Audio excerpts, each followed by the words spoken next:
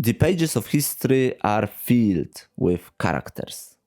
Some built empires, some led revolutions and changed the world, and some, well, killed absurd amount of people. Today, we're diving into stories of three major douchebags who racked up truly horrifying numbers in humans wiped out category.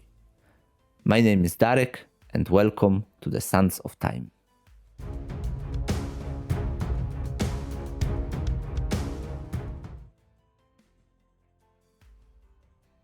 Coming in at number 3, we have Adolf Hitler, a toothbrush mustache maniac, failed art student, and all-around psycho. Now, Hitler's directly responsible for around 17 million deaths. Under his leadership, Germany started World War II, which wiped out upwards of 70 million people, leaving Europe in ruins and Germany divided. But let's focus on his direct handiwork, the Holocaust. In case you missed it, Hitler's master plan involved exterminating 6 million Jews, along with millions of Romani, disabled people, political opponents, and anyone else he thought didn't fit his idea of German superiority. Here is also an interesting fact about Hitler. For all his tough guy Nazi talk, he was a vegetarian. Yeah, this guy was out here killing millions, but he wouldn't eat a steak because that's just too cruel. So how is Hitler seen today in a country he wrecked? Germany doesn't play along with this lunatic legacy. They got strict laws against Nazi symbols, and Holocaust education is mandatory.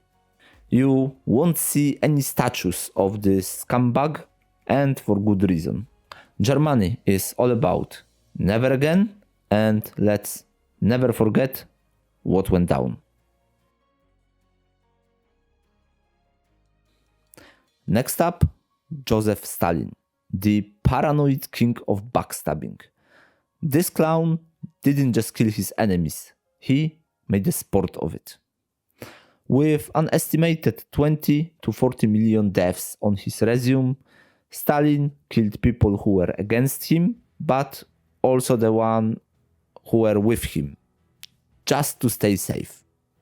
Stalin didn't discriminate. He sent everyone, farmers, intellectuals, even his own buddies, to the gulag or in front of firing squad. A little fun fact about Stalin: he was short, only around 5'4", that is around 160 centimeters. A little guy with the big complex. So, what was this loser best work? A Holodomor, a man-made famine in Ukraine that starved between 4 and 6 million people. Stalin's regime confiscated grain, crops and livestock, leaving millions to starve. When Ukrainians tried to oppose Soviet occupiers stealing their food, they got shot. Why this happened, you may ask? Stalin's plan assumed to sell food abroad to pay for industrialization of Soviet Union. It was also a punishment for Ukrainians for having strong sense of national identity and resistance to the Soviet rule. But wait, we are not done. Stalin is also known for a great purge, a wave of terror across the Soviet Union targeting military, political figures, intellectuals, and pretty much anyone who was alive at that time. Over 1 million people got murdered. He was so paranoid, he even purged his own secret police. Just think about it. He killed people who were in charge of killing people.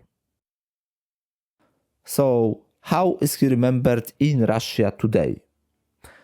Well, in 2019, a Levada Center poll found that 70% of Russians believe that he played positive role in Russian history. He was this tough as nail leader who beat Nazi and made Soviet Union a superpower. What I can say? Soviet Iron Man. And finally, coming up at number 1, we have Mao Zedong. Mao believed that standard version of communism is just too moderate and decided that hardcore version of communism is the way to go. Result?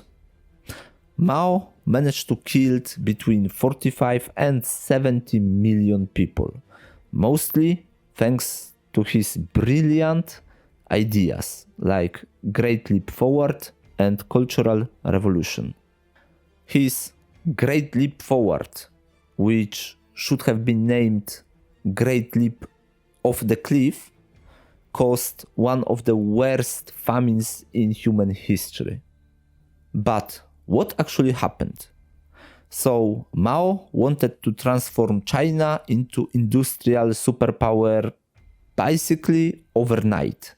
So he decided to transform farmers into steelworkers and have them melt their tools in backyard furnaces whilst their crops rotted in the fields. On top of that, government reported surplus agricultural production, but in reality, the fields were bare and empty. The famine that came as a consequence killed around 30 million people. Then, when things couldn't get any worse, Mao threw in his Cultural Revolution. The Cultural Revolution was less about culture and more about destroying China's ancient heritage and getting rid of anyone who might have, read the book. Intellectuals dead, artists gone, teachers bye-bye. Mao wasn't exactly a fan of personal hygiene, especially brushing his teeth.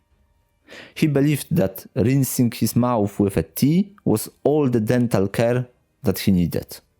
So, while launching his devastating social campaigns, he was walking around with the rotten teeth. So, how is this clown remembered in China today? Well, officially, Mao is still celebrated as a founder of modern China. His face is literally on every bill, and his giant portrait hangs over the Tiananmen Square. And what about the 70 million people who died because of his policies? The official party line is that disastrous policies that led to famines and purges were just mistakes, and this giant elephant in a room is swept under the carpet. In public, Mao is a hero. In private, people are often aware of the truth, but since China isn't exactly known for its commitment to free speech, voicing that truth publicly will probably put you on collision course with the government. So, there you have it. Hitler, Stalin and Mao. 3 absolute scumbags who went for absolute power and took out millions along the way. How they are remembered today? Hitler is buried under the pile of shame in Germany. Stalin still have a status in Russia, and Mao, he is still officially celebrated, but with the giant asterisk next to his name. Each one of them left their mark on the history, but not in a good way. They proved that if you're ruthless enough, you can leave the lasting legacy, even if it's built on mountain of corpses. Don't forget to like, subscribe, and drop a comment. Thanks for watching, and until next time, keep watching those in power. Seriously.